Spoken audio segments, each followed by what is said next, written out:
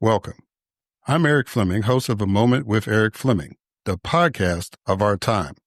I want to personally thank you for listening to the podcast. If you like what you're hearing, then I need you to do a few things. First, I need subscribers. I'm on Patreon at patreon.com/A Moment with Erik Fleming. Your subscription allows an independent podcaster like me the freedom to speak truth to power and to expand and improve the show. Second, leave a 5-star review for the podcast on the streaming service you listen to it. That will help the podcast tremendously. Third, go to the website, momenterik.com. There you can subscribe to the podcast, leave reviews and comments, listen to past episodes, and even learn a little bit about your host. Lastly, don't keep this a secret like it's your own personal guilty pleasure. Tell someone else about the podcast. Encourage others to listen to the podcast and share the podcast on your social media platforms because it is time to make this moment a movement. Thanks in advance for supporting the podcast of our time. I hope you enjoyed this episode as well. The following program is hosted by the NBG Podcast Network.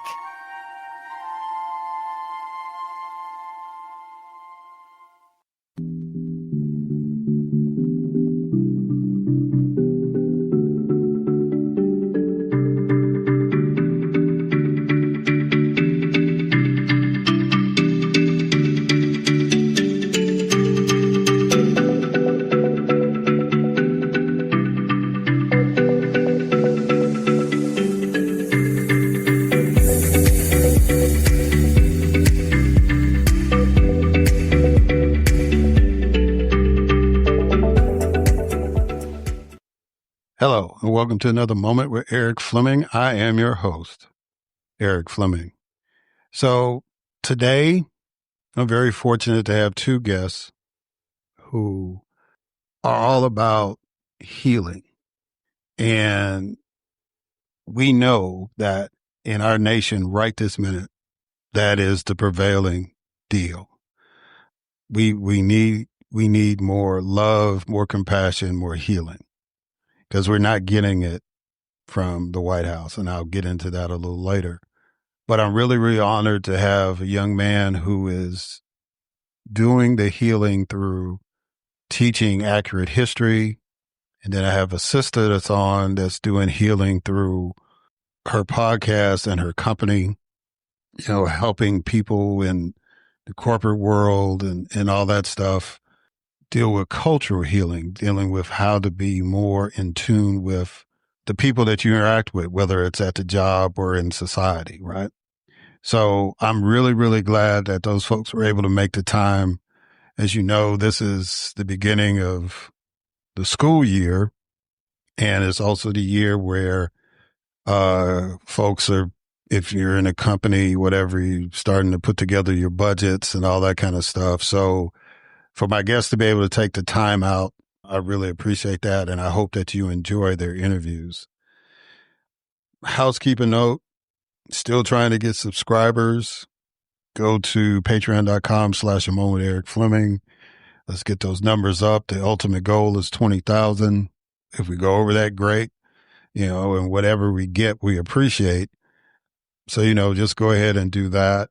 Always check on a website, momenterik.com, and, to not only keep up with the episodes, if this is your first time listening, make sure that you can go to that website and you can get every episode that we've done since 2019 is on the website. And if you like what you're hearing, go ahead and put a review on there. I mean, the interaction is good. People have been emailing to let me know that they've been listening and they appreciate it and all that. And they've been talking to me personally, but they're not posting it on the website, which is fine. I mean, but the reviews and the 5 stars actually help too. So thank y'all again for listening. And I hope that this episode is another one that is engaging and entertaining to you. All right. So enough of me. It's time to go ahead and kick this episode off. And as always, we kick it off with a moment of news with Grace G.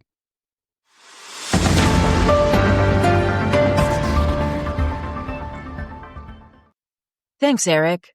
A lone gunman, identified as a former student of the Annunciation Catholic School in Minneapolis, opened fire on the church during an annual all-school mass, killing 2 children and wounding 17 others before taking his own life. The FBI searched the home of former Trump advisor John Bolton as part of a national security investigation into the potential release of classified information. Federal Reserve Governor Lisa Cook sued President Donald Trump to prevent her firing, which Trump announced after alleging she engaged in deceitful and potential criminal conduct. The NAACP and the Lawyers Committee for Civil Rights under law sued Texas, alleging its new congressional map is unconstitutional because it dilutes the power of black voters and other minorities. A federal judge ruled that Wisconsin Judge Hannah Dugan, accused of helping a migrant evade an immigration arrest, cannot claim immunity from criminal charges. A Utah judge ruled that the state must redraw its congressional map after the Republican-controlled legislature illegally overruled a voter-approved measure that created an independent redistricting commission. A federal judge blocked the Trump administration from withholding federal funding from several sanctuary jurisdictions that have refused to cooperate with the president's immigration policies. Ghislaine Maxwell told a Justice Department official that she was unaware of a client list belonging to Jeffrey Epstein and never witnessed inappropriate behavior from Donald Trump. President Trump signed executive orders to end no-cash bail in Washington, D.C. A Gambian man was sentenced to over 67 years in U.S. federal prison for his role in the torture of victims in Gambia as a member of a unit run by former dictator Yahya Jammeh in 2006. And the Menendez brothers were denied parole for the 1989 murder of their parents. I am Grace G., and this has been a Moment of News.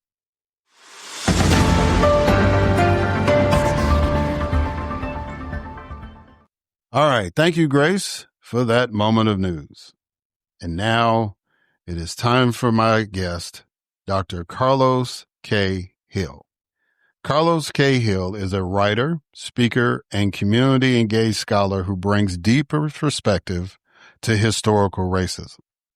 Dr. Hill works with students, leaders, and communities to understand our collective past and heal in relation to our most traumatic histories. Dr. Hill is Regents Professor of the Clara Luper Department of African and African American Studies at the University of Oklahoma. Dr. Hill is the author of 3 books, Beyond the Rope, The Impact of Lynching on Black Culture and Memory, The Murder of Emmett Till, A Graphic History, and the 1921 Tulsa Race Massacre, A Photographic History.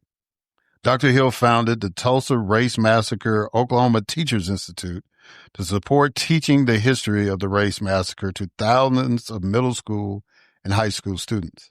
He also serves on the boards of the Freedom Center Planning Committee, the Clara Luper Legacy Committee, and the Board of Scholars for Facing History and Ourselves, and is actively engaged on other community initiatives working toward racial justice.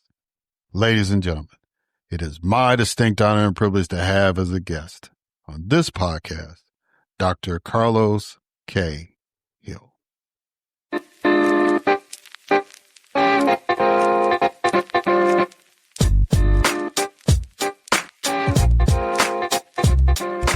All right, Dr. Karlos K. Hill.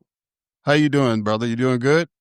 I am great. Thank you for asking. Well, thank you for coming on the show, brother. I really appreciate that. As I tell my listeners know that I have a soft spot for historians and educators, teachers, whatever. I just believe that y'all are doing the Lord's work in trying to educate the masses. So I greatly appreciate, especially in the field that you're into. So I want to get into that in the interview, but yes, sir. I always kick off my interviews with icebreakers. Yes. So the first icebreaker is a quote. The history that we learn in American public schools does not encompass the true history of everyone that American schools teach. What does that quote mean to you? It really means that we have received a white supremacist version of history.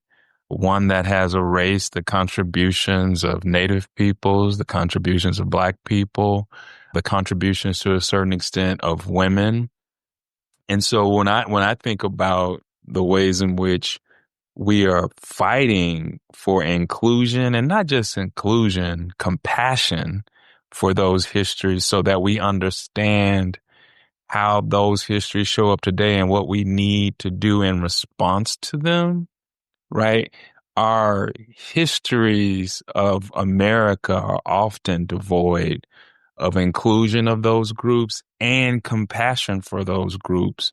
And the reason why I say that is there is and will continue to be resistance to addressing those histories and how they show up today because we don't have a compassionate understanding.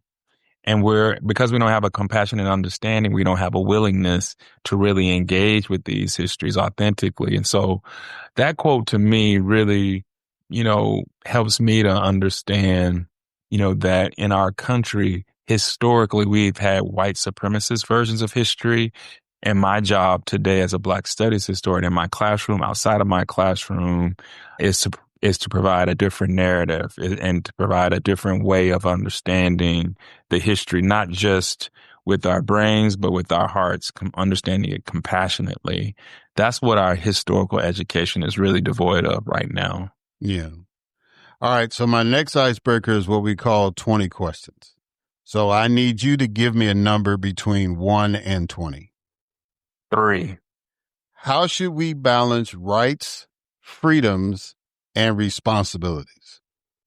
I think we have to balance it while being really grounded in a communal ethic, right? And an idea that all of us matter, right? And when we are grounded in an idea that we all matter and that creating community is of the utmost importance, rights, responsibilities, I think, flow from that, right? I think when we start to talk about individual rights, we often lose sight of collectivism and community. And so there has to be a balance, but I think grounding us first, right, in community and communalism, right, helps people sort through not just what are my rights, but what are my rights in relationship to community? What are my rights in relationship to others? What are my rights in relationship to marginalized people, etc.? And how should rights be used to protect them, not protect those groups, not just have individual rights so that I, can have some sort of safety bubble around myself. And so I think for me, grounding that conversation in community and communalism is where I would want to take it. Yeah. All right. How did a young man from the Mississippi Delta end up being a distinguished professor at the University of Oklahoma?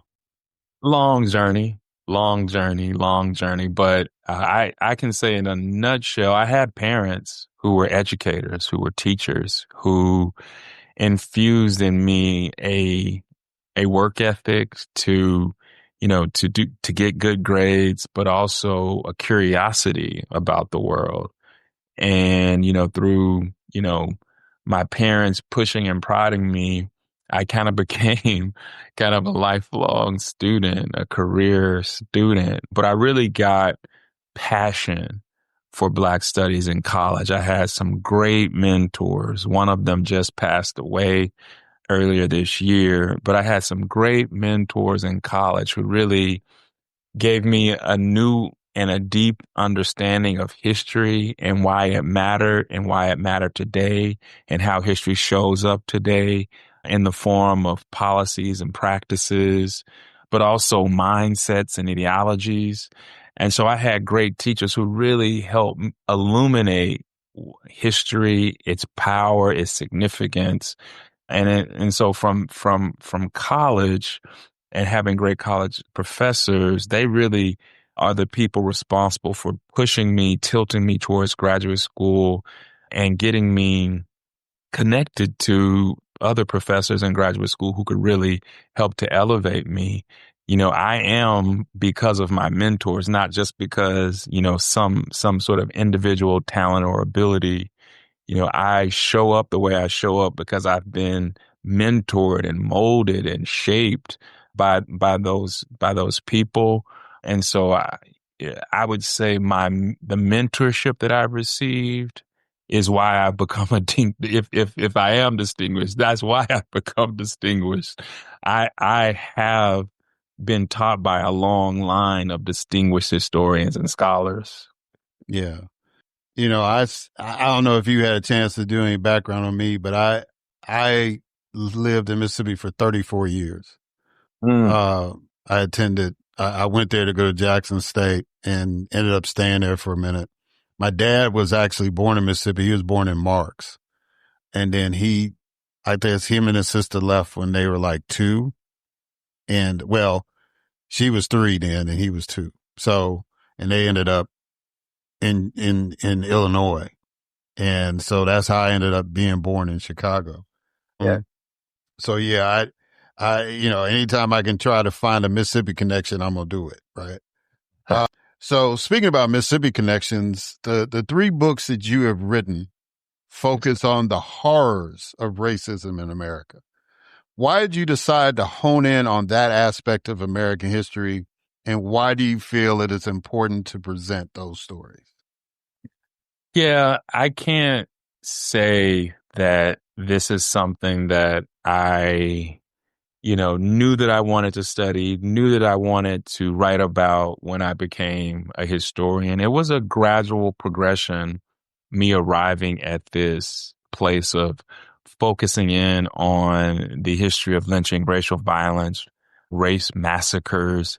It was an evolution, but I would say the most important thing again is mentorship. My advisor in graduate school, Sundiata Chajua, is a historian, a distinguished historian of lynching and racial violence. And in my first years of working with him, I threw myself into his researching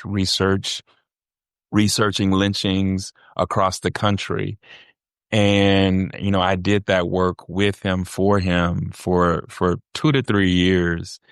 And when you are reading about, studying, and researching the history of lynching and racial violence, for me, it was deeply emotional. It really troubled my spirit and my soul researching these stories of how Black people's lives were upended by lynchings, how Black bodies were desecrated in the public square for alleged crimes, not actual crimes, for alleged crimes. And so that really tormented my spirit and weighed heavily on me.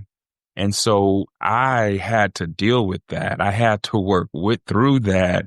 And ultimately working through all of that is what produced me as a scholar of lynching and racial violence. It was such an emotional impact that doing that early research had on me. It created so many questions. It created so many curiosities that by year 4, I asked my advisor, Sundiata Chajua, would it be possible for me to, take a little piece of your research and make it mine and write about it? And he was, of course, enthused and excited that I would, have that interest and want to follow that interest. And so it really began as a graduate researcher with my advisor, the emotional experiences that I had with the research and ultimately wanting to understand and be more compassionate to these histories that I was reading about. Ultimately, becoming a professional historian, my goal has been to really help other people build a relationship with the Black past in the same way that I have, right?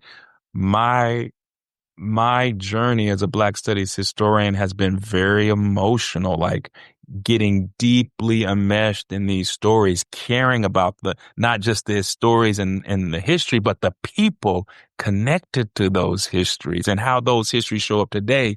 That's where my heart went in those early days. And that's where my heart still is today. But the way in which I talk about it today, and why I do it today and why I think it's important is What I truly have taken away from the study of the history of lynching and racial violence is the indifference that white people and white society have had to Black people and Black bodies, particularly lynch victims.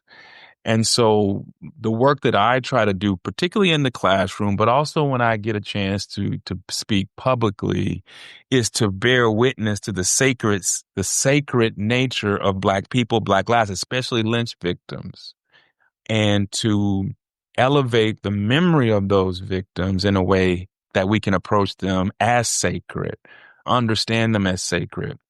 And so that's number one. I try to bear witness to victims, survivors, and descendants of American lynching, of American slavery. And in doing so, I try to pierce that indifference, that default indifference often to Black people and definitely stories of racial violence against Black people. And so, I'm a historian committed to bearing witness to Black people's stories, especially those involving oppression, so that we can counter, so that we can disrupt, so that we can replace that indifference with compassion. Replacing it with compassion, I believe, is the most effective way of activating people to do something about how those histories show up today. And so ultimately, my message in relationship to the history of lynching and history of slavery is how we need to heal in relationship to it. And I believe that healing is a process. It's not a transaction. It's not saying I'm sorry. It's really learning, understanding, and caring about our relationship to these histories. And we don't have to be Black. We don't have to be white to have a relationship to the history of slavery or the history of lynching. We just have to care about it. And so I teach from that place of bearing witness, and from bearing witness, helping people them learn that they too can bear witness if they're sufficiently compassionate, if they are sufficiently grounded, not just in knowing, but in caring. And so for all those reasons, my work, because of where I began in this deep space of emotional distress and all these feelings of anger, rage, resentment, deciding that that's not the relationship that I wanted even. And so how can I, as a historian doing this work, have a healing relationship? How can I teach students and public to have a healing relationship with our most traumatic past, slavery and the history of lynching and racial violence? And so I teach history from a place of trying to transform people, not educate them. And, that sort of approach is something that I didn't just learn by myself. Again, this is an approach that is, taken from my many mentors over the years and turned it into my own. But that's what I think is at stake in talking about the Black past. It's not just that it happened. It's not just that it shows up today. It's because it shows up today. What are we going to do to address it? And the language for me to talk about that is healing history. Yeah. All right. So are you familiar with Jillian Michaels and the comments she made on CNN? I saw a little bit of an excerpt, but tell me your thoughts on this. Well, she got on the show and I forget exactly what they were talking about. I think they were talking about the museums, and there was a question I was going to get to on the museums. But she said, she was trying to make it a point that, only 2% of white people, own slaves, and, it was, just to put the onus on white people. She kind of felt that history was trying to make white people villains, right? Mm. And she was very uncomfortable with that. And of course, the Black folks on the panel were very uncomfortable with her saying that. So my question to you is, if Jillian Michaels was a student of yours, right? If she said that in your class, would that inspire you? Would that deflate you? How would you react to that before you went in to try to address her misconceptions? Yeah, I mean, I'm at the beginning of the semester right now at the University of Oklahoma teaching Introduction to Black Studies. And, today and in a couple hours, I'm going to have a conversation with my students not about Black history, Black studies, but getting us grounded in how we need to talk, how we need to develop norms and an ethic for talking about Black history, Black studies. And so I think for me, I do a lot of work trying to ground the students, not in just sharing what they know or sharing what they think, but get them grounded in a kind of communal ethic of sharing with empathy, with compassion, right? And so I think before we can really launch into a conversation, we have to ground ourselves in the principles and the ethos that we're trying to establish in having that conversation. And so I typically don't have those kinds of encounters with students because we've done so much preparatory work building up to talking about those difficult histories like slavery. But if after all the grounding that we do and I ground students in African philosophy, I'm a Black studies historian. I ground them in African philosophy. I ground them in the South African philosophy, which is a continental African philosophy of Ubuntu. And Ubuntu is as a Zulu phrase, South African Zulu Xhosa phrase that means literally I am only because we are. I am only because we are. And so I ground our conversations in that principle. That principle is a principle of interconnectedness, interdependence, and compassion, right? Ubuntu ultimately means a person is a person through other people. You can't be a person all by yourself. And our humanity as people is expressed not just because of our biology, it's our humanity is ultimately expressed in how we show up and treat others with compassion, right? And so you can only be truly human through being humane to others. That is Ubuntu.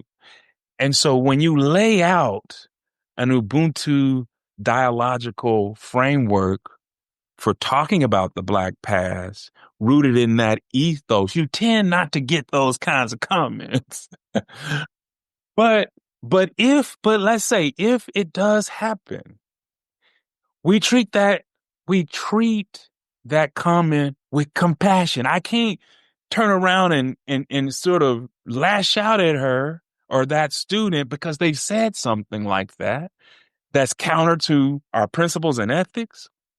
We got to treat that comment with compassion, try to understand it without traumatizing the other student. And so what I would say is, and I've had those kind of very random one-off, insensitive comments happen around the issue of slavery. But because my method of teaching is not to tell the students what to think or even how to think, but to really guide them, right, through dialogue, right, we would receive it as a class compassionately and respond to that student compassionately, pointing out, right, and this is where it comes, right? Well, don't you remember us talking about how 10 of the first 12 presidents owned slaves? So we can talk about only the 2 or 3% of Southerners that did, but the most important people in America owned slaves.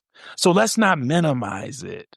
Let's not pretend that on the eve of the Civil War, that 50% of the American gross domestic product was wrapped up in cotton and enslaved people, right? Let's not pretend that slavery didn't exist for 250 years in our country.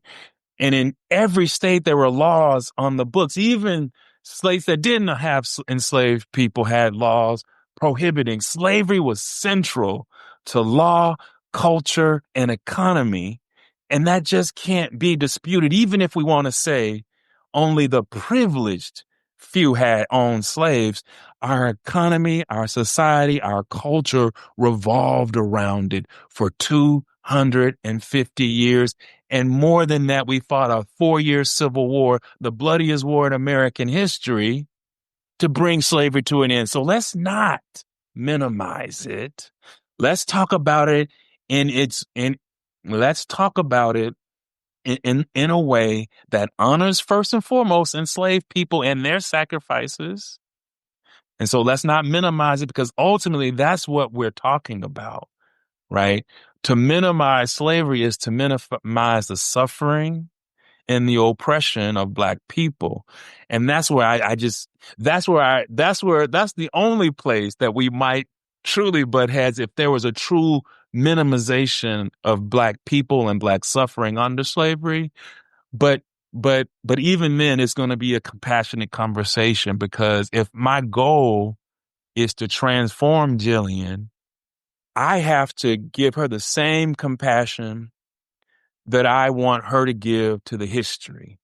If I don't, there's no way that she's going to hear me, and there's no way that I'm going to have that transformation. So for me, those kinds of things present opportunities in the class, not sort of, oh my God, somebody thinks that. How could they? Well, there's an American education system responsible for it. She ain't responsible for that point of view.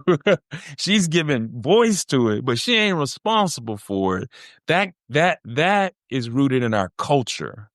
That is rooted in our relationship to slavery. And so what we need to do is to depersonalize it with her, connected to that strand of thought in our culture that is ashamed and embarrassed of slavery, and because of that, well, let's minimize it.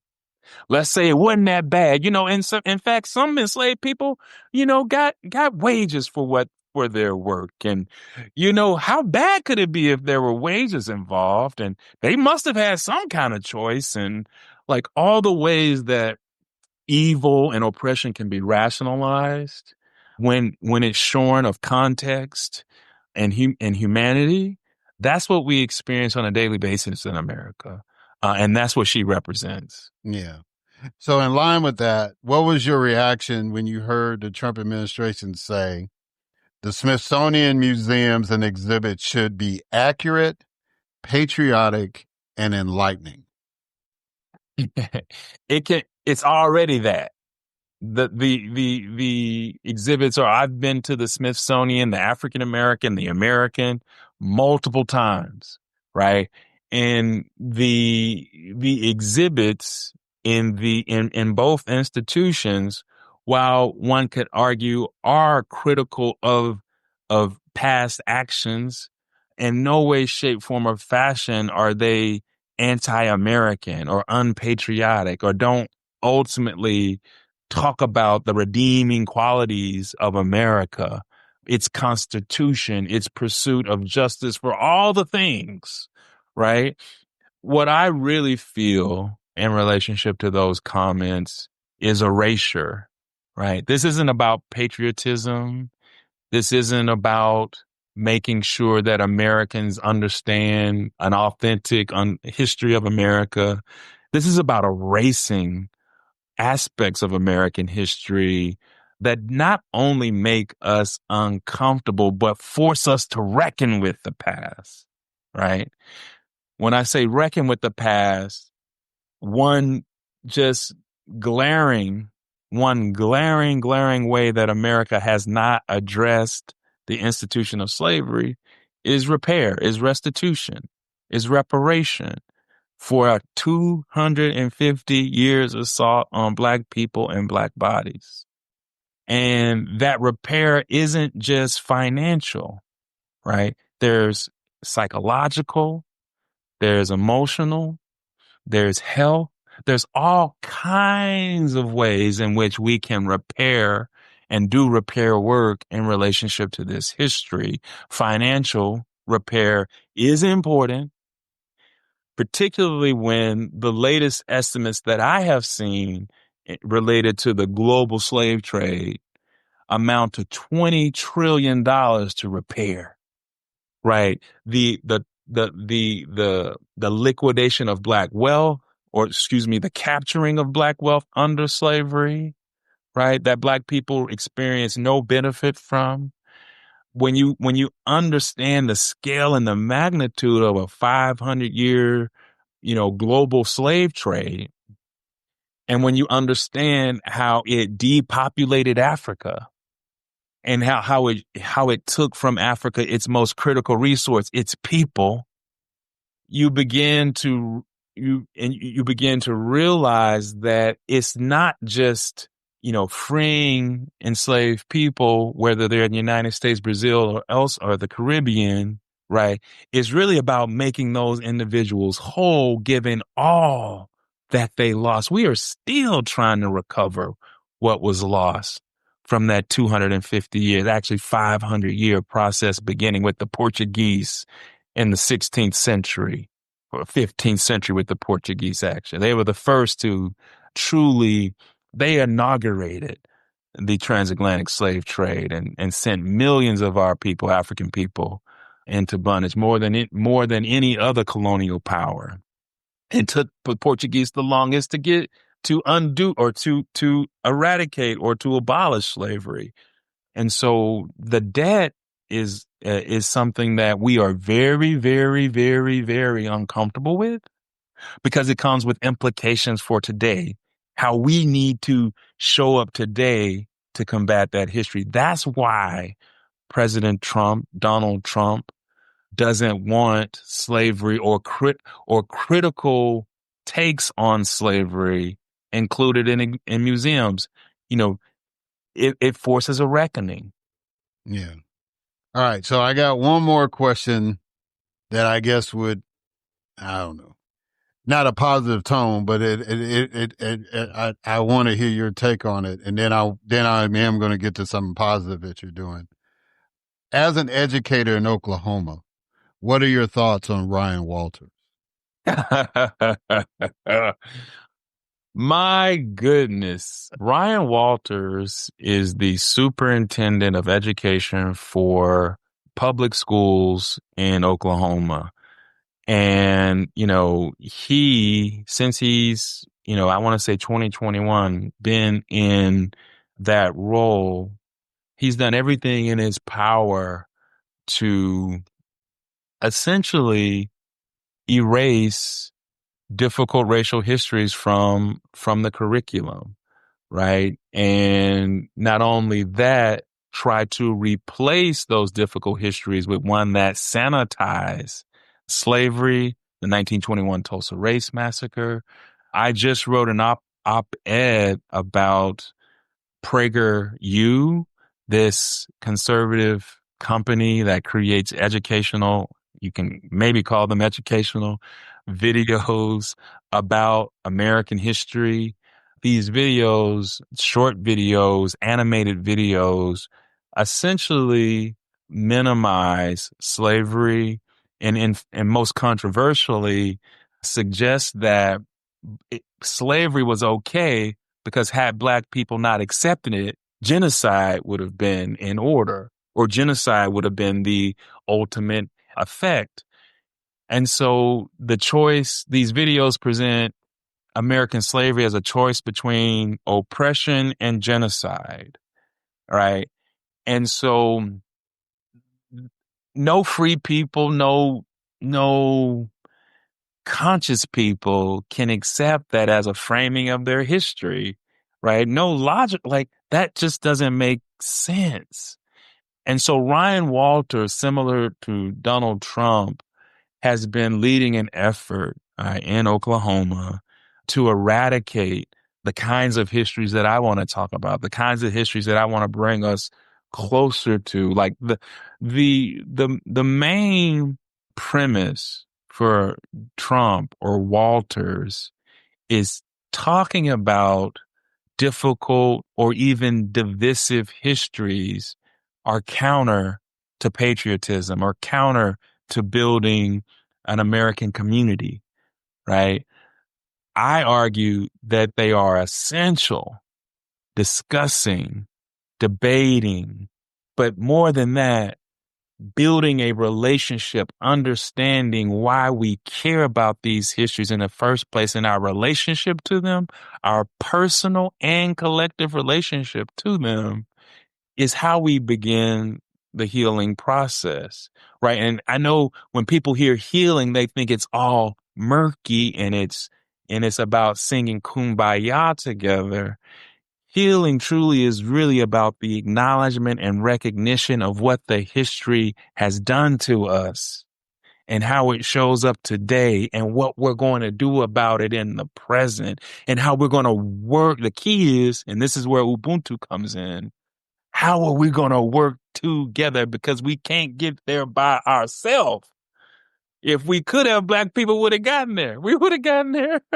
If we could have gotten there by ourselves, we can't get there by ourselves, right? Ubuntu teaches us that we are interconnected and we are interdependent, right? And so healing is a collective process that takes all of us because we are all a part of this history. They are afraid of that conversation because what it would mean for our politics, what it would mean for how we would relate to each other, what it would mean for how we would create not only new policies, but new politics. And so this is ultimately about power and the power of repressing this history. How does that create power? Well, in getting people upset and angry about them having to even learn about, right, these histories, that builds power. Telling people that Black people truly had it all right under slavery. And what are we really complaining about here?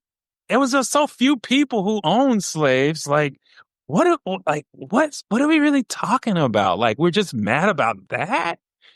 And so all those moves are to minimize and to create power and to insulate, right? To insulate from us from any conversation about reckoning with that past, how it shows up today.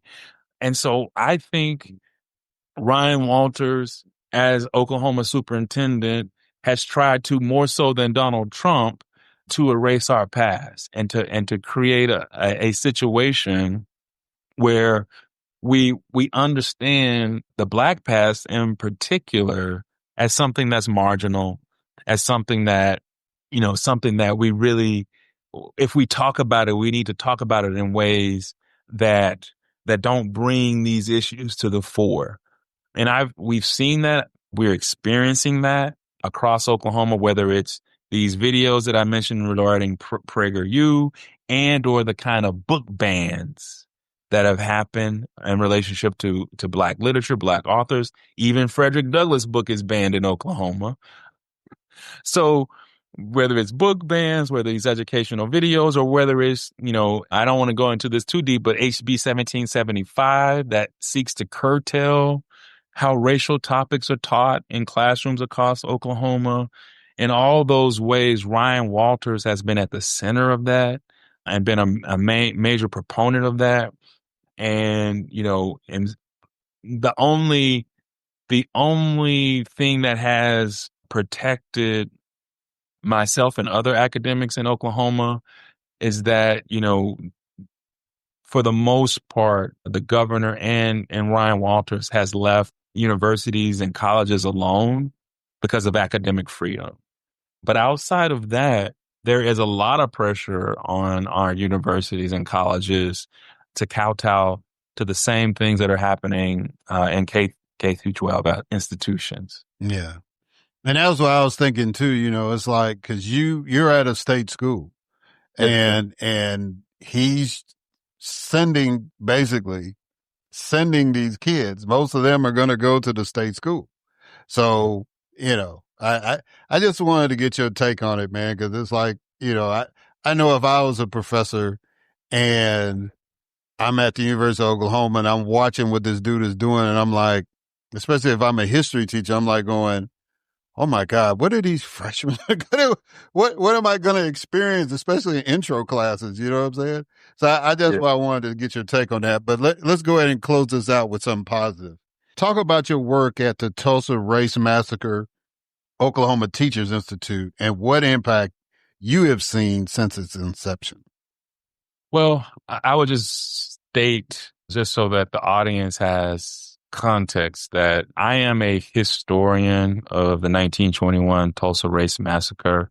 I try to bear witness to victims, survivors, and descendants of that massacre.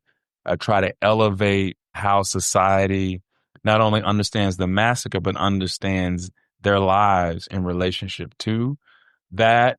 Sort of took me that sort of commitment has taken me a lot of different places, but in Tulsa, the way in which I thought I could be of service to the community was creating a Tulsa Race Massacre Centennial Institute that occurred across for 3 years, 3 summers, 2018, 2019, 2020, and 2021. And we taught, in that time, or we facilitated conversations with, dozens of teachers from Tulsa and across Oklahoma, not just about how to teach the race massacre in ways that are accurate, but how do we teach the race massacre in a way that it hadn't been taught for 100 years? Teach it as a massacre rather than a riot. And so my main job was narrative change. That was the main impact of my work in the Institute, was narrative change within Tulsa public schools, because the Institute was based in Tulsa. And in creating narrative change, that it was actually a massacre rather than a riot, the responsibility and the culpability of it was shifted to city and to citizens versus the Black community. As long as it was understood as a riot, the Black community of Greenwood had been blamed for what had happened to them. And so the work that we did in the Institute was to shift that narrative, and in shifting that narrative from riot to massacre, also shift compassion. Right? As long as Black people were the responsible, there was not only indifference to the suffering, there was hostility to the community. And so I engaged in narrative change in that institute in order to bring a more victim, survivor, and descendant-centered understanding of it, not just because that's what really happened, a massacre, but so that we could address how the history shows up today in Greenwood. And, positioning teachers in that institute to understand that it was a massacre, to understand that they needed to center victim survivors and descendants in the telling of the story. And when you center them, these are the issues that emerge. These are the concerns that one maybe ought to have in relationship to this history. And so teaching or facilitating conversations that really brought the race massacre to teachers in a way that they could relate to, that they could get proximate with, and in turn share those same lessons and ethos with students was the goal of the Institute. And so it's the best work that I've ever been a part of because of the impact and the change that it seeded. I will always say to anybody who asks me that I was remade and reborn as a Black Studies historian in Greenwood because of the gravity of the history and the gravity of reckoning with it and the stakes involved, right? For that community.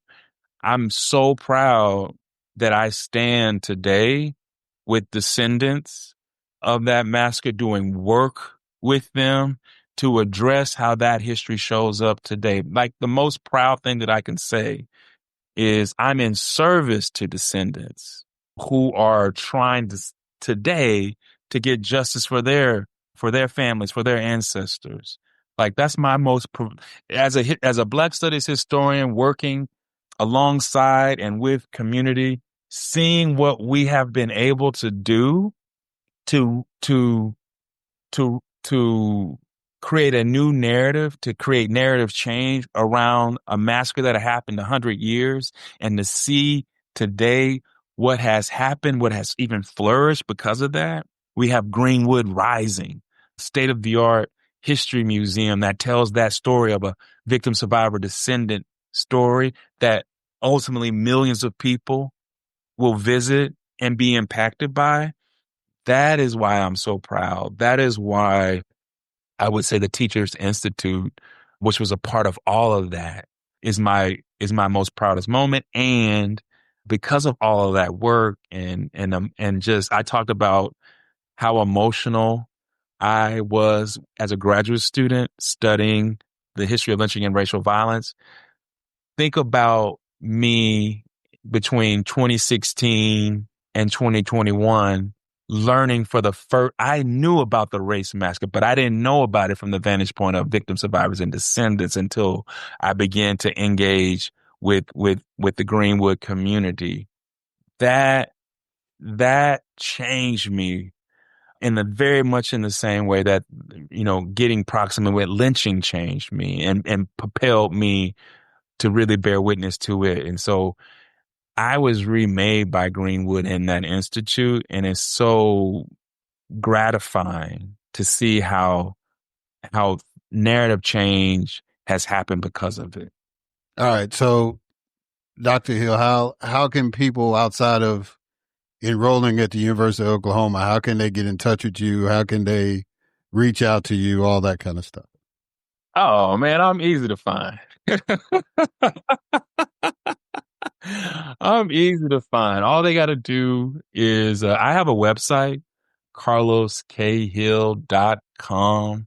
I try to keep it up to date with articles or appearances that I have, but it's also a way to just contact me. And my email, or excuse me, not my email, but there's a contact form that people can fill in if they want to send me an email, and I answer everything. So that's probably the easiest and best way to learn a little bit more and to connect with me. Yeah. Well, Dr. Karlos K. Hill, I greatly appreciate the work that you're doing, brother. Like I, in the intro, I have an affinity, but especially, those of you all who are really, really trying to make sure that all the gaps are filled and that the real story is being told. And so I just commend you for doing that. I wish you much success continuing that work and for this academic year. So most importantly, though, I want to thank you for coming on and sharing your thoughts with the listeners. And you have an open invitation. That's the rule. Once you accept the first invitation, you have an open invitation to come back anytime you say, Brother Erik, I got something on my mind. I need to talk about it. We'll turn the mic on and get it going. Hey, well, that's beautiful. Thank you for that open invitation. The last thing that I would say to the audience is my profound commitment to teaching the history of Black people is rooted in love, right? A love for not just Black people, but the ways in which Black people and Black culture has allowed me to live and have life today, right? I try to teach from that place of love and compassion for how our ancestors sacrificed, suffered so that we could. And so getting in touch with that as much as I can is sort of, where I am located. But I would say for the audience who is thinking through these issues and trying to figure out for themselves what all this mean, I think the easiest way to simplify this and to think about this in a way that you can wrap your arms around it is, not only what is your relationship to the Black past, because that's hard to think about, right? I always say everybody, no matter who they are, has a relationship to the Black past, right? The Black past is central to modernity. We can't talk about modernity without enslavement and colonialism. enslavement and colonialism produced the modern world alongside of capitalism. So everybody got a relationship with the Black past, whether they know it or not. The only thing that one has to decide is whether they care about it or not. You have a relationship with the Black past. Figure out why you care about it, and that will transform you. Well, thank you for that. And all right, guys, on that note, we're going to catch y'all on the other side.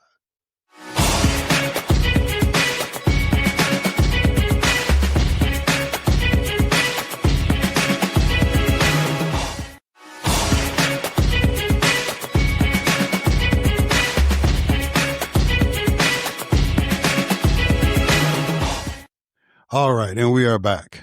And so now it is time for my next guest, Aurora Archer.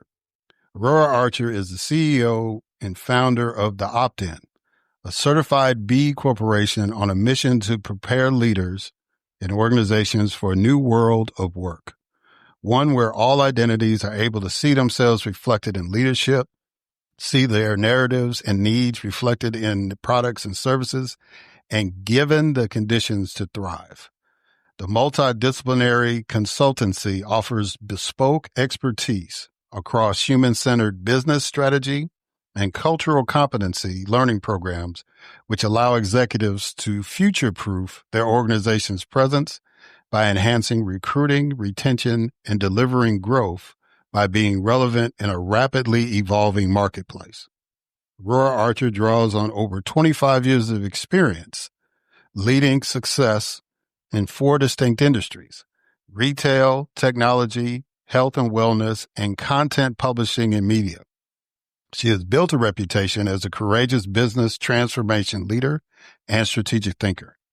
Aurora has developed and successfully executed business strategic planning and transformation initiatives in Fortune 100 companies, driving key business initiatives into technology, consumer markets, enterprise e-commerce, and big pharma integrated digital strategy and innovation, to name a few. As an Afro-Latina, Aurora is fluent in Spanish, first-generation graduate of Syracuse University, the subject of a cover story in Working Mother magazine, the recipient of the University Science Center Nucleus Convener Award, as well as the PM360 Trailblazer Award, and host of the Opt-in podcast. Ladies and gentlemen, it is my distinct honor and privilege to have as a guest on this podcast, Aurora Archer.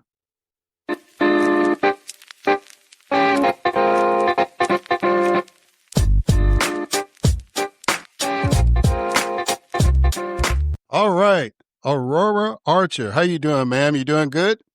I am doing great. It's lovely to be with you. It's all good. Well, it's an honor to have you on, and I know your time is valuable, so we're going to go ahead and get it started. I do a couple of icebreakers, so real quick, the first icebreaker is a quote. When you live with racism, you live in a constant state of stress. What does that quote mean to you? Oh, my goodness. It means the lived experience of so many beautiful humans that I love and cherish. It means the incredible opportunity that humanity has to transcend its delusion of separation and hierarchy. Yeah. All right. So now the next icebreaker is 20 questions. So I need you to give me a number between 1 and 20. 8. All right. What is one thing you hope the new administration will do or not do during their term? And when I say new, I mean the current one. I hope that consciousness prevails. I hope love prevails. And I hope voice prevails to mitigate the harm and destruction that embodies this administration. Yeah. I'll join you in that prayer. At what point in your life did you decide to be a cultural whisperer? I think I've always been a cultural whisperer. I think that calling was embedded into me by higher powers than myself.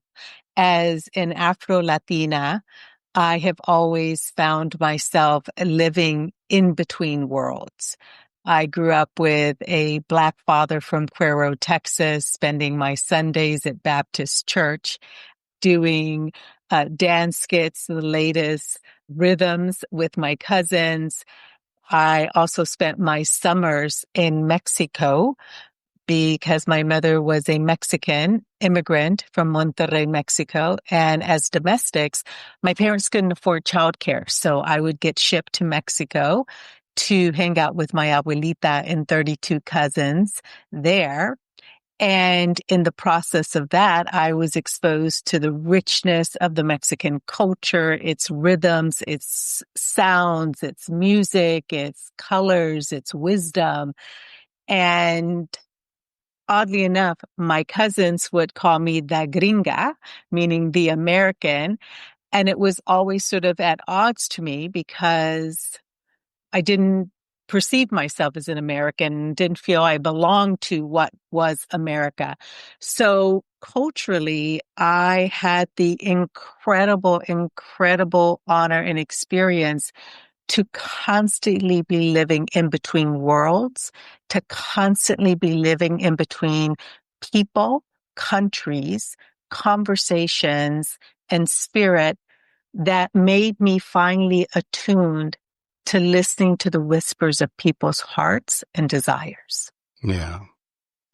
So I'd spent a week in Monterey, and it's a beautiful city. I love the fact that the river kind of divides the old part of town with the new part of town and stuff. It's surrounded by mountains. It's really a beautiful place.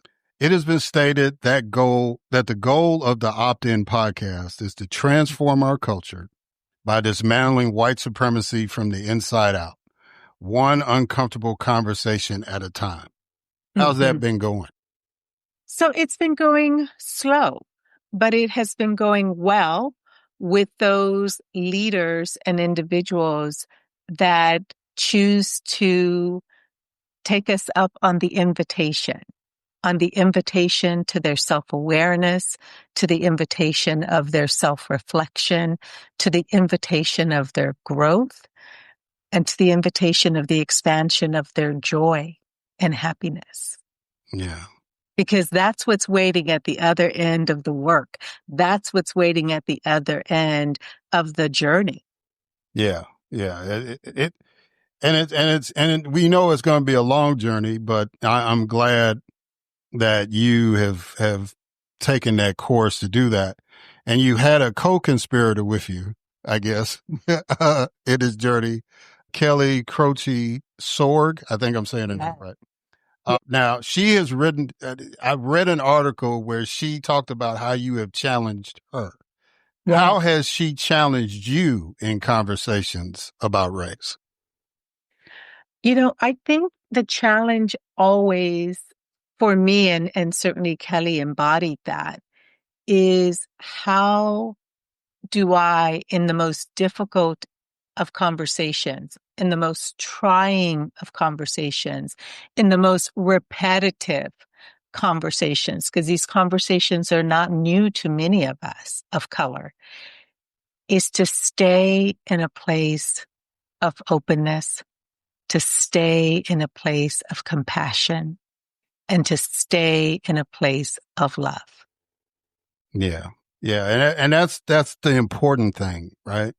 That, the other guest that's going to be on the podcast, that's what he was talking about. He's a history professor, and he said his motivation for teaching history accurately is love and healing. And, I look at the Opt-in podcast as very similar and very deliberate in that goal. All right. You want to add something? Yeah, no, I mean, love is one of our values. And I think more so right now, we are being challenged to double down, to triple down in our value of love. I was very, very lucky. I was raised by a Black, dark, beautiful father in the South who navigated things that I can't even fathom. and sadly continue today. One of the biggest lessons that he shared with me in moments when I saw my father in the most dehumanizing, in some of the most atrocious moments of his life, being oppressed, he would look at me and put his hand on my shoulder and say, "Baby, love them even when they don't know how to love themselves." The profoundness of what my father instilled in me from the moment I was a child. It took me years. It took me years, Erik, to unpack the true depthness and meaning of what he had been instilling in me. Because that's not normally our first reaction. Our first reaction is to combat hate with hate, to combat force with force, fight with fight. And that is the opposite of what my father did. He would stand in the most deepest expression of love. Yeah. All right. What has been the most difficult thing for you to maintain? Scheduling mental breaks, prioritizing your physical health, making time for prayer, or putting yourself first? I would say all of those, because all of those things, though you mentioned 4 things, but the last one is actually a combination of all 3. And so as a Black Latina woman, conditioned by domestic parents, I have been programmed to overproduce and overperform and to overdeliver. That is my programming. And so when we have that programming, we are at the service of everyone around us except ourselves. And so I've had many big lessons in life, but the biggest lesson was the lesson of prioritizing myself first and beginning my day by pouring into myself first, that then allows me the opportunity to be of service to everyone else. So I am very grateful to say that I have learned my lesson. Sometimes I get off track, but for the most part, I start my day with prayer. I start my day with meditation and silence, and I start my day with movement. So recently you just had I guess, seminar or whatever. I would say whatever because you'll help me with the right Sure. verbiage on that. But it was about having conversations with our children about race. So my question is, what is the most important thing to remember in having conversations with children about race? With my child, it was about, and my child grew up in Mississippi. So it was about just navigating. Fortunately, they were in an environment where they were always around other cultures from kindergarten all the way through to high school. And so it wasn't, it was kind of like the conversations were more like, well, Dad, did you realize that those folks like this kind of music or they do certain things? And, we just kind of talked about it, but it never was anything negative. And they've gotten more of a negative response in their lifestyle choice as opposed to their race. But that's just my personal thing. And I didn't get a chance to listen to the seminar, but what do you think is the most important thing to remember in these conversations? So one, I think what's important to remember is to ground our children in a clear understanding of who they are. And the clear understanding of who they are is that they are a child of God. They are a spirit. They are a spirit having a human existence. And that human existence is through what we call in our family, the earth suit.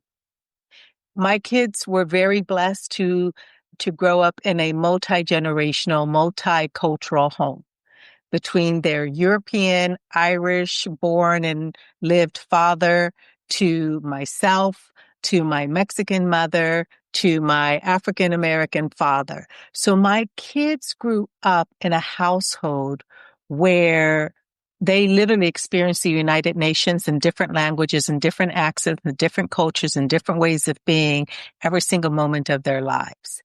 And so I think it's very important for kids to understand you are a spirit having a human experience through an earth suit, that one happens to look this way, another happens to look another way. One has curly hair and dark chocolate, beautiful skin. Another one has straight hair, pale white skin, and blue eyes.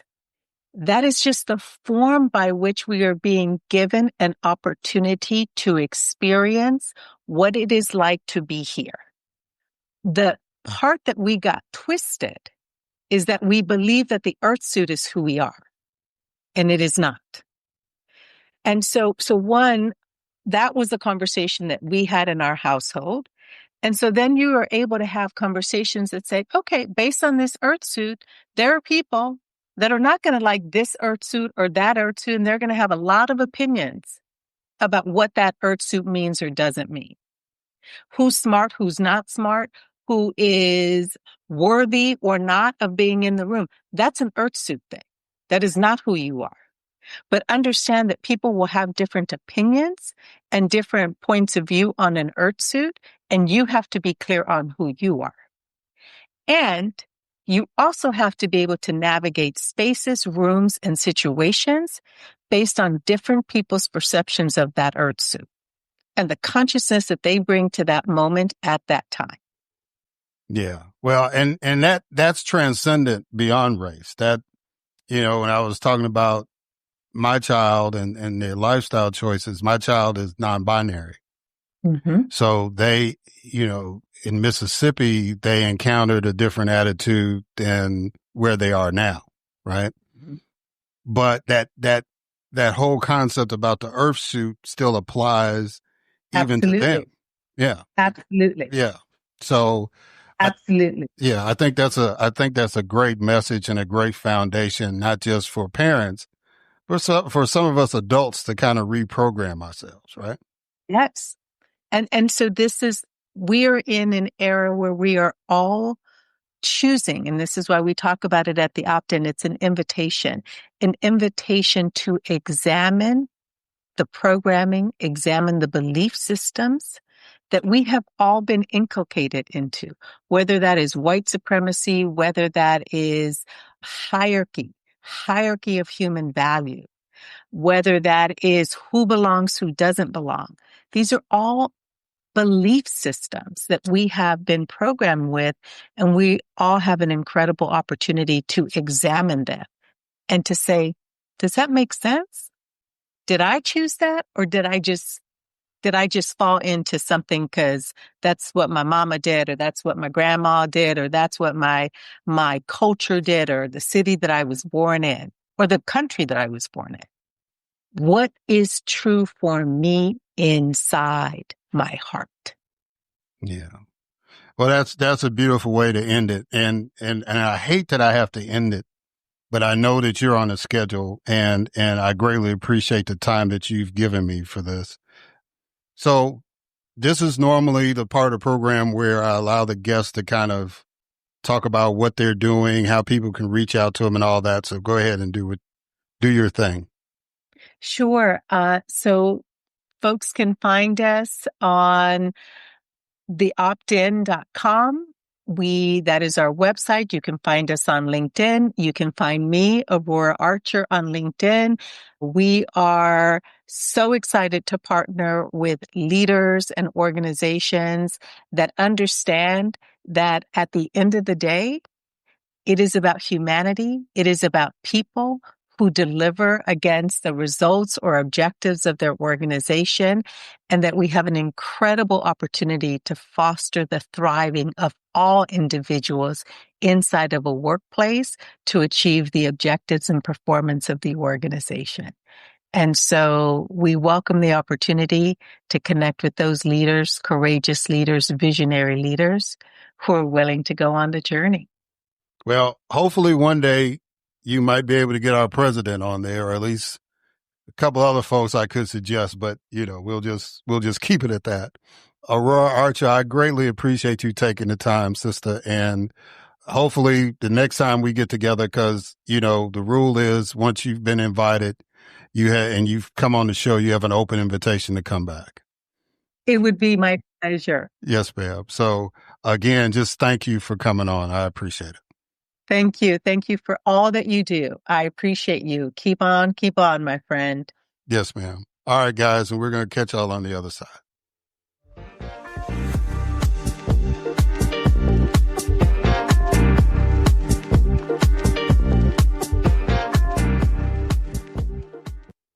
All right, and we are back. So I want to thank Dr. Karlos K. Hill for coming on before he had to teach classes. And I want to thank Aurora Archer for fitting me in her busy schedule. And just glad she kept a place for me in order for us to do this. This Archer's interview is probably one of the shortest ones I've done, but I think there was one other about the same amount of time. But, we got in everything that we needed to discuss. So I'm just grateful that they came on. Those individuals are very special people. And like I said in the intro, their heart's in the right place because it's all about love, healing, and compassion, right? And that's what we need. But there's one other element I wanted to touch on before we go. And we need to have some fight in us too. I was watching a TikTok video where this Black man who's about my age was talking to a young man who I think was about to quit the football team. And he was really, really passionate in convincing that young man to stay and practice. And, he used some rough language, and somebody from a distance may have thought he was fussing at him. But all he was doing was showing him some love. He was fighting for him. He wasn't fighting against him. He was fighting for him. He was telling him,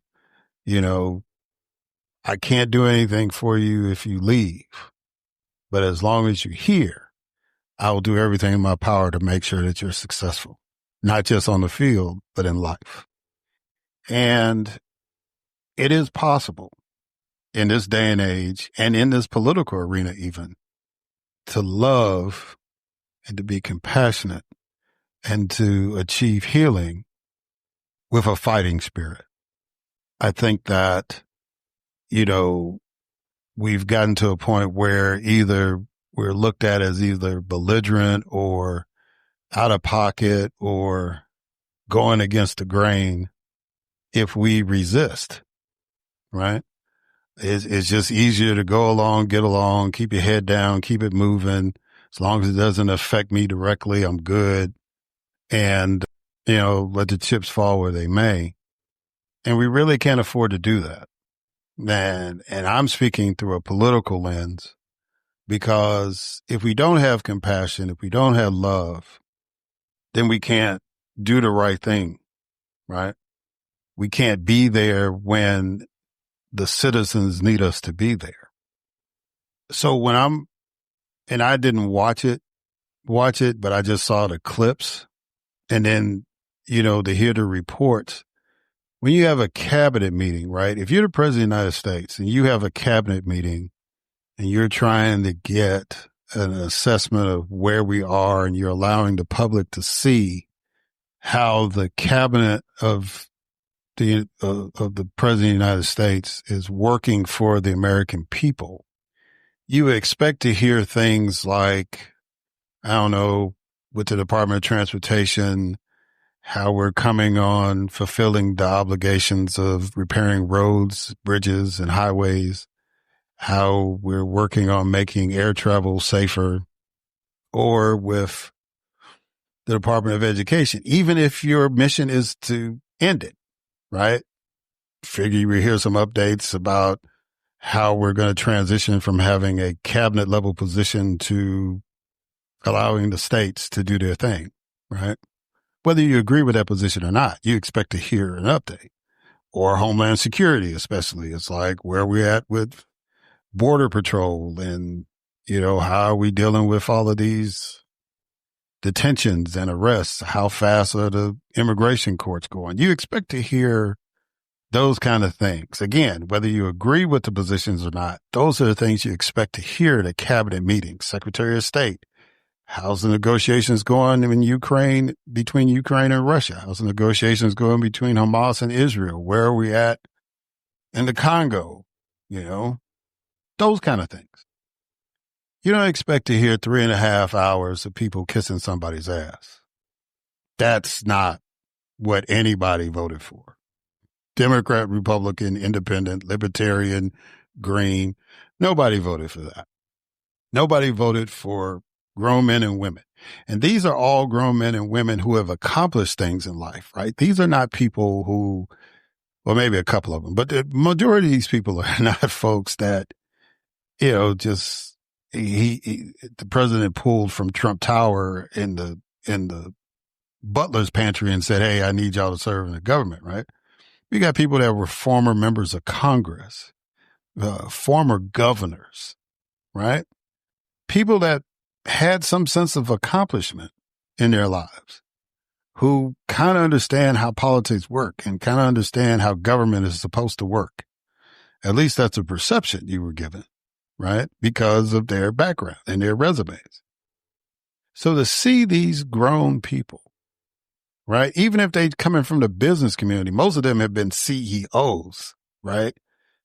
To see these grown folks just, I guess to them, it wasn't humiliating, but for those of us who still believe in the word pride and self-esteem, that was embarrassing.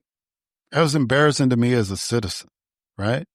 We laugh at North Korea when we see these generals in full military dress kneeling and bowing to Kim Jong-un, right? We thought that was funny, but that's actually happening now here in the United States of America. That's totally insane to me. I mean, God, that picture now of Nancy Pelosi standing up and pointing at the president and during his first administration, right, is like even more iconic now than it was then. Because at a cabinet meeting or at a meeting with leaders, you kind of expect some pushback. You expect some dialogue, because you're trying to get something done. You're floating ideas out there, right? And then, there are some people who say, well, if everybody's harmonious, that's a good thing, right? If you're talking about policy, yes. But if you're trying to throw accolades and flowers to the dear leader, no, that's embarrassing. That's terrible, right? So now we have to rally around people who fight back. We have to rally around somebody like Elisa Cook, who is fighting to keep her job as a Federal Reserve governor, right? Who the president is trying to find some way to kick her out so he would have enough votes to force Chairman Powell before he steps down to reduce interest rates. Now, the chairman has said, I think we might could lower the rates a little bit in September. He said that already. But that's not quick enough for Donald Trump.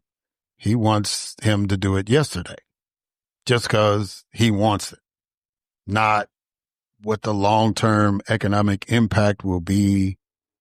Will it boost the housing market? All those, factors that you have to weigh in. Is it the consumer's going to have more money to buy goods even with these high tariffs, right? That's what you have to weigh in when you're making a decision about interest rates going up or down. Because if you let the interest rates go up, you're trying to limit spending and limit inflation. Now, I am not an economist. It's just, basic stuff I've learned doing this podcast and remember from college and all this stuff. But basic principle is if you want to slow down spending, right, then you raise the interest rates. If you want spending to increase, you lower the interest rates, right? That's about as simplistic as a non-economist can tell you. If you want to get into the weeds, the internet is there for you. There are books out there. There are actually people who do this for a living, right? So, but there's other factors, of course, that's involved. And, so it's not about playing musical chairs with who should be on the board.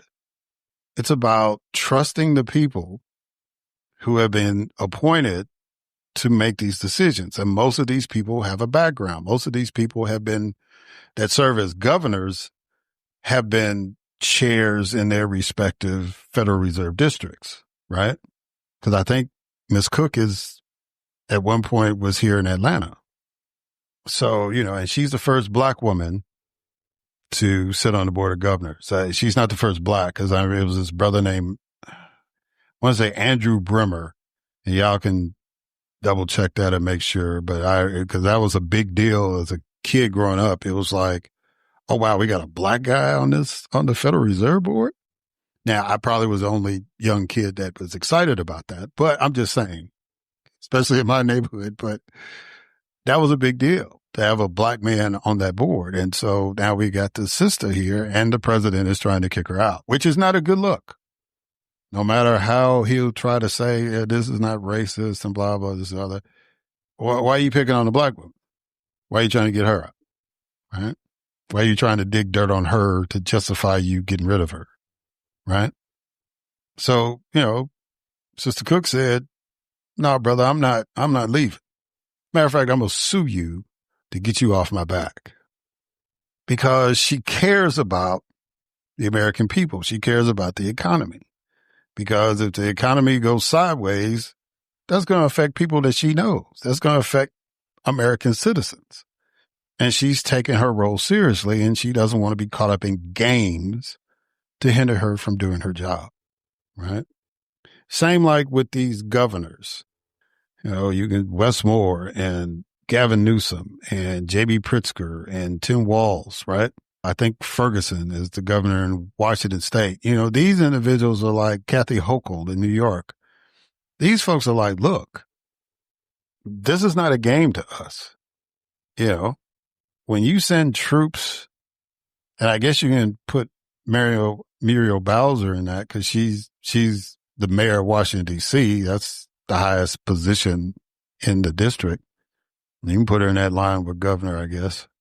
But, that's a real thing. And some of us are old enough that if we didn't actually see it or wasn't actually related to it, it was relatively new to be teaching us. We were young kids learning about federal troops going into Little Rock, Arkansas to make sure that kids go to high school, right? Or New Orleans, right? So when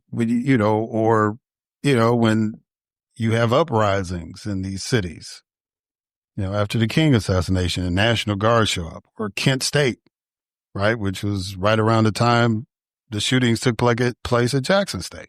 Same month, probably the same week, as a matter of fact.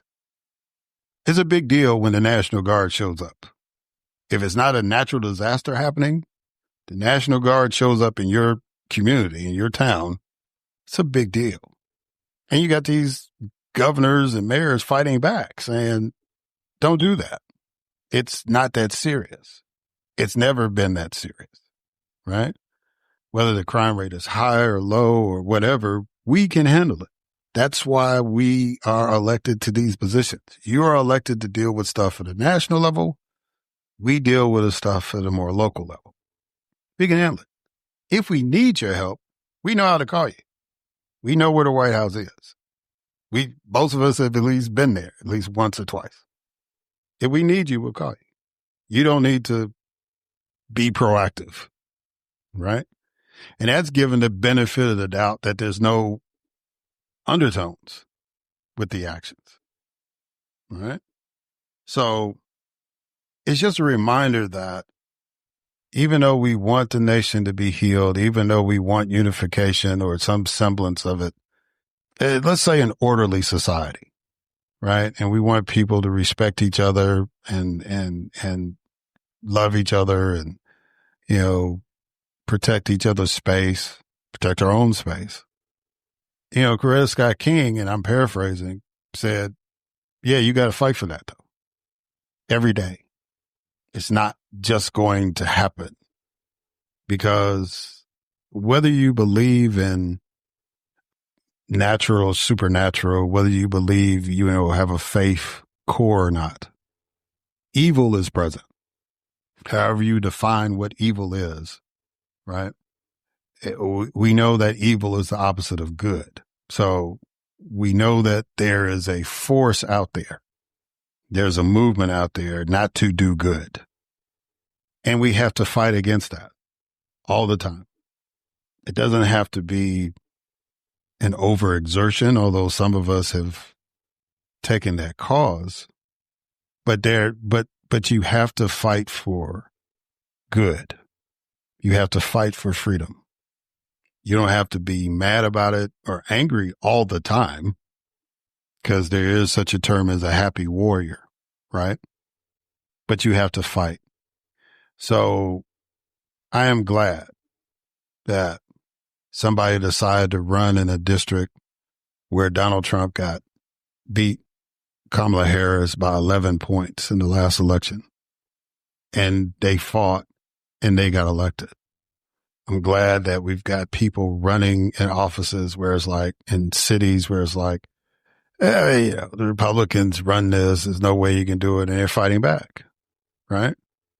The main reason why Democrats in the South are, majority black as far as voting and elected officials and all that, is because we fought for that. People always want to talk about, well, it was the Democrats that were for slavery and the Democrats, Jim Crow and all that stuff. Yeah, historically, all that is true, right? What you fail to mention is during 1850s and 60s, there was a branch of the Democrats, primarily the Northern Democrats, that broke away from that, right? But then you also fail to mention the 1960s, which started with the Mississippi Freedom Democratic Party challenging the Mississippi Democratic Party, saying that black folks have a voice, right? Making sure that they fought for their seats, their credentials at the 64 convention in Atlantic City, right? Forget about the Southern strategy that Nixon employed, which came to fruition by the 1980s, but that was to get the Southern Democrats to switch over to the Republican Party. You bypass all that to try to make a point. But history is history, and you need to learn it. So that's and then, of course, the policies from Kennedy and all that stuff, right? There's a reason why things are the way they are. But the main reason is because people fought for this country to go forward. They didn't sit around a table for 3.5 hours and kiss anybody's ass. They fought for what they needed to fight for. Whether they turned water hoses on them, dogs on them, lynched them, whatever. They fought. And now we're at a place where there's generations of folks that actually can make the claim, hey, I'm a full class citizen and I need to be treated as such. And I'm not going back to whatever that was 50, 60, 70 years ago. That's not happening. So all I'm saying is this, guys. I want you to be nice. I want you to be respectful, but I need you to fight. We cannot allow this to be our normal. We cannot be sensitized to this or desensitized, right? We gotta keep pushing. That boulder may seem to have gotten bigger. Dr. King even said, during his time, there were people that were hoping against hope, right? It can be depressing. It can be daunting. It is definitely challenging. But human history teaches us that if we fight, we win. All right, guys. Thank y'all for listening. Until next time.